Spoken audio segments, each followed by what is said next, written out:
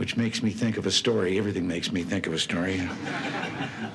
About 3 dogs, an American dog and a Polish dog and a Russian dog. They were all having a visit, and the American dog was telling them about how things were in this country. He said, you know, you bark, and you bark long enough, and then somebody comes along and gives you some meat. And the Polish dog said, what's meat? The Russian dog says, what's bark?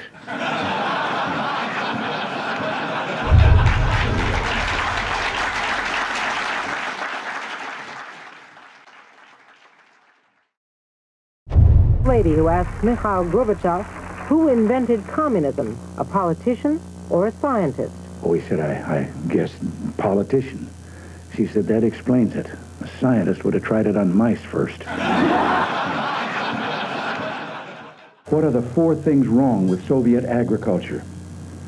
Spring, summer, winter, and fall. The White House. I didn't tell this one to Gorbachev.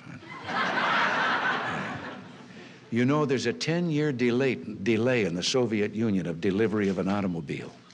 And only 1 out of 7 families in the Soviet Union own automobiles. There's a 10-year wait.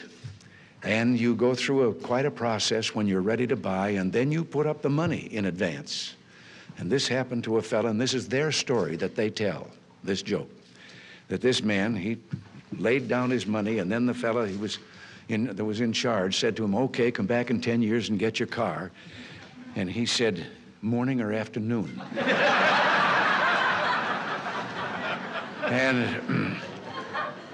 And the fellow behind the counter said, well, 10 years from now, what difference does it make?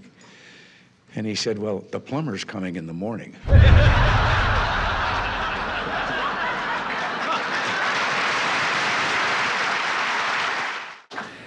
I have to interrupt right here and tell you that in one of my visits, I won't name him, I don't want to embarrass him, but one of the heads of state that I met with on this visit, he gave me one while I was on the way. Told me the story about the 2 fellows in the Soviet Union that were walking down the street, and the one of them says, have we really achieved full communism? Is this it? Is this now full communism? And the other one said, oh, hell no, things are going to get a lot worse. Less than 1 family out of 7 in the Soviet Union owns an automobile. Most of the automobiles are driven by the bureaucrats. The government furnishes them and drivers and so forth. So an order went out one day to the police that anyone caught speeding, anyone, no matter who, gets a ticket. Well, Gorbachev came out of his country home, his dacha. He was late getting to the Kremlin. There was his limousine and driver waiting. He told the driver to get in the back seat, he'd drive, and down the road he went. They passed 2 motorcycle cops. One took out after him. And pretty soon he's back with his buddy, and his buddy says, well, did you give him a ticket? And he said, no. Well, he said, why not? Oh, he says, to him, important. Well, he said, we're told to give anybody a ticket, no matter who it is. Oh, he said, no, this one was, I could. Well, he said, who was it? He said, I couldn't recognize him, but his driver was Gorbachev. About a man walking along the street at night, Moscow, Soviet soldier called to him to halt. He started to run, the soldier shot him. And another man said, why did you do that? Well, he said, curfew. Well, he said, it isn't curfew yet. He said, I know, he's a friend of mine, I know where he lives, he couldn't have made it. And a Russian arguing about their 2 countries, and the American said, look, in my country, I can walk into the Oval Office, I can pound the president's desk and say, Mr. President, I don't like the way you're running our country. And the Russian said, I can do that.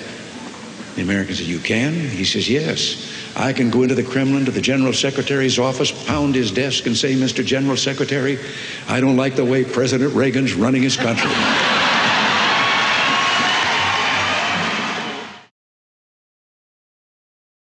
And while Gorbachev was here, I even made him write 100 times, I will not cheat, I will not cheat.